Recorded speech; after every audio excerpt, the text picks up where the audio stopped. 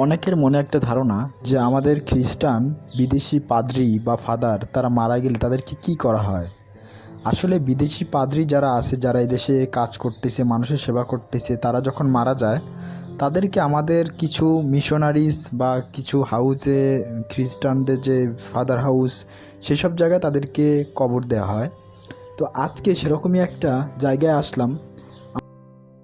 একটা father house আছে, সেখানে বিদেশি ফাদারদের এভাবেই কবর দেওয়া হয়েছে। দেখেন এখানে সব বিদেশি ফাদাররা যারা মানুষের সেবায় সারা জীবন নিজেকে ত্যাগ করেছে, প্রচুর কষ্ট পরিশ্রম করেছে মানুষের জন্য।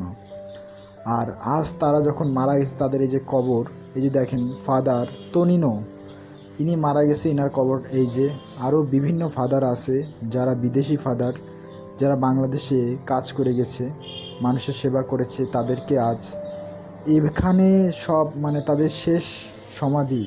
ফাদার মারিও এই যে, আরও বিভিন্ন ফাদার, ঠিক আছে। আরও এখানে, শুধু এখানেই না, ঢাকাতে, চিটাগংয়ে, বিভিন্ন প্যারিসে, বিভিন্ন ফাদার হাউসে তাদেরকে এভাবেই, এই যে ফাদার রিকার্দো, যাকে মানুষ চেনে না এমন কোনো লোক নেই বাংলাদেশে যে ফাদার রিকার্দোকে চেনে।